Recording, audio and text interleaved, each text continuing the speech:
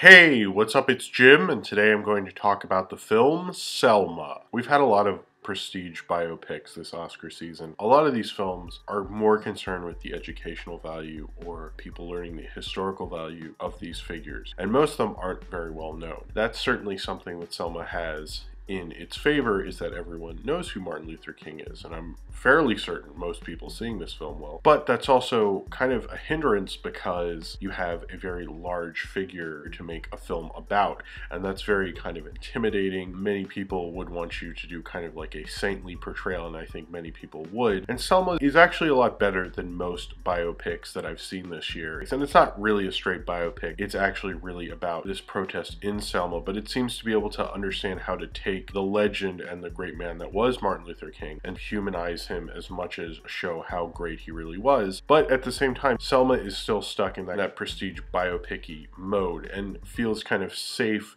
in regards to that. Now, it's very good at doing that. It's probably better than any of the other ones I've seen so far this year, but it's still stuck in that. In fact, it doesn't really want to come out of that shell and really be something that will motivate you, that will inspire you, that will make you, want to go out and protest. It doesn't have that energy within it. It's just really showing you these events in the typical Hollywood-ish safe kind of way that you're supposed to have these things go down. After a bombing of a church in Alabama, Martin Luther King, after winning a Nobel Peace Prize, comes to Selma to have a protest mainly about voting rights and how even though the Civil Rights Act has already passed and is law, to be able to vote at this time is very hard regarding all the various rules they put in place to stop black voters from being able to even register to vote, so they can't serve on juries. Martin Luther King has come down to start protests, which at first go fairly well, and he gets the attention of LBJ, and then has to have a giant protest to show that they are against these kind of things, to have a demonstration to show the world that they need to change voter registration in Alabama after a protest that King is not at because he has his own problems at home goes very wrong and very publicly wrong. He comes down to help have another peaceful protest with not just black activists but white and black activists to show that people are united together against this cause, and so he can eventually do his 5-day march from Selma to Montgomery, Alabama, to have a giant demonstration to show the world what they believe in. I keep coming back to this with these biopics, and I think the thing about Selma that holds it back is that Selma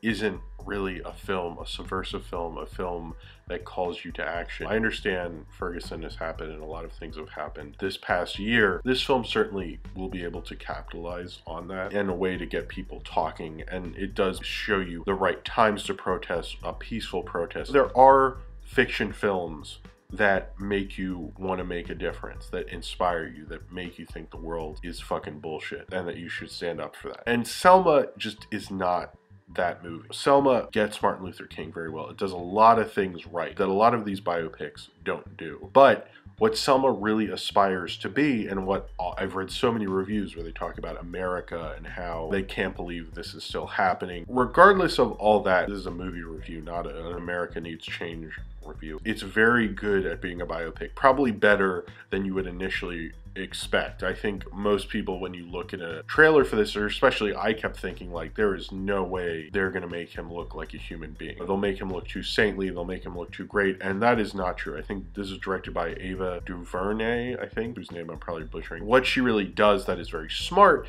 is she makes Martin Luther King look like a man and not just like a legend, a mythic figure. You see his problems at home, you see him with his friends, and you really see him not just as this leader but as a thinking individual. It's kind of similar to what, and especially the plot of this film, which is really a big protest that was one of his big moments in his life and his career, and it is reminiscent of Lincoln in that way. It shares in the fact that you're learning about this one specific moment. It does that very close to what Spielberg did. I think it is better at pacing than fucking Lincoln was, and doing the Oscar biopic thing almost in a way that I'm not annoyed by its self-importance, the way Ava DuVernay directed it. You understand its importance. It feels more down to earth. They really made a man out of this legendary figure. Like, we are all real life people, and I think that's one of the geniuses behind this movie, and something this movie does very well. To have its main character be so human definitely helps this film more so than those other films, and that it seems to be the main focus of the direction and the screenplay, written by Paul Paul Webb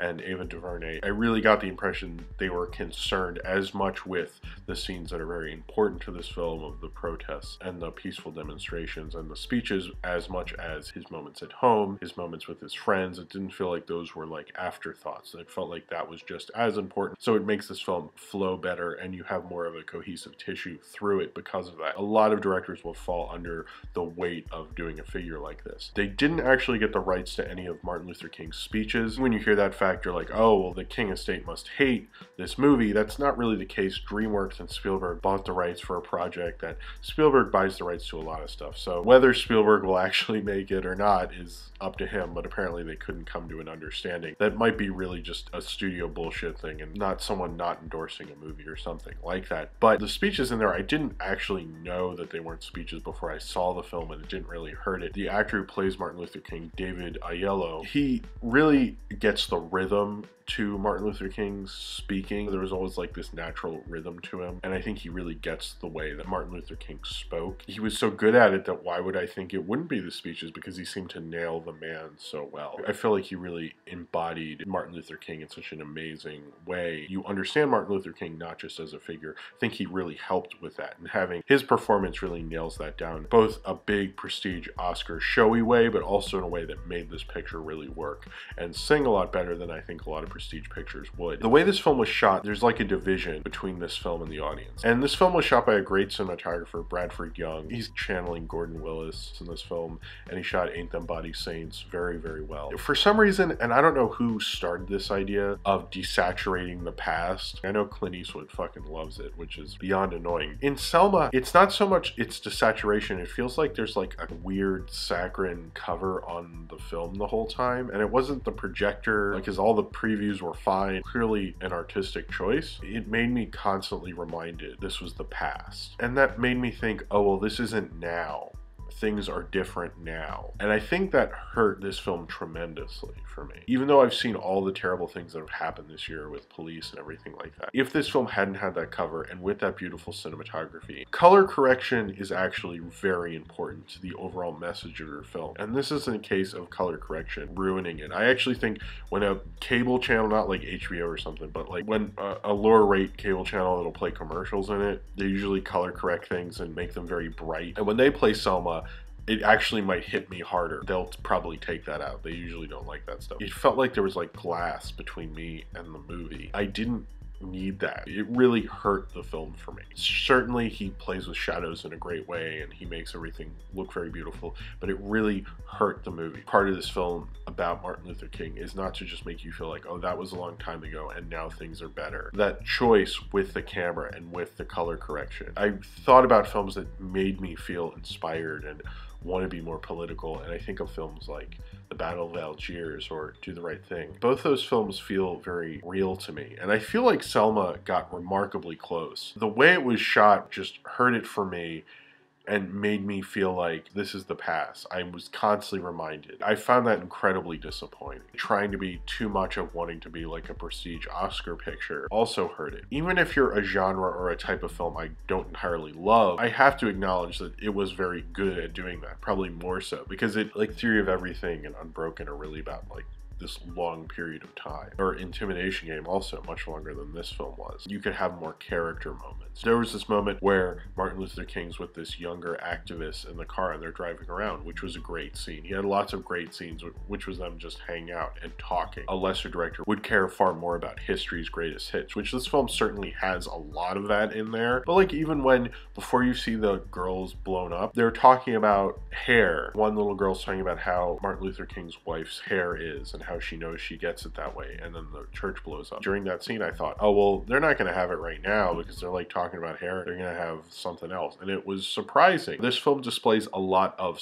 really smart choices within that genre, but it doesn't really want to exceed it. Selma owes a lot more to films like The Help and films that are safe and go down easy than films that really make you want to act, and I think that's an incredibly bad move on Selma's part. All the people they were considering to direct a film like this, I think would have just done it in that exact same way, and maybe it's really the script's problem by Paul Webb, as well as it captured the man. This is the time for this movie. It has everything going for it. It just doesn't make me feel that way. It just makes me feel as safe and protected as all those prestige movies do. And that's not really what a film about these events should be. My problem with a lot of these biopics is they understand they have a great subject matter, so they're not as concerned with making a great movie. There are lots of great movies that are based on real life events, but when I think about them, I don't think about the real life events. I think about the great movies. And Selma doesn't want to do that. Selma safely wants to be a great prestige biopic of Martin Luther King. And Selma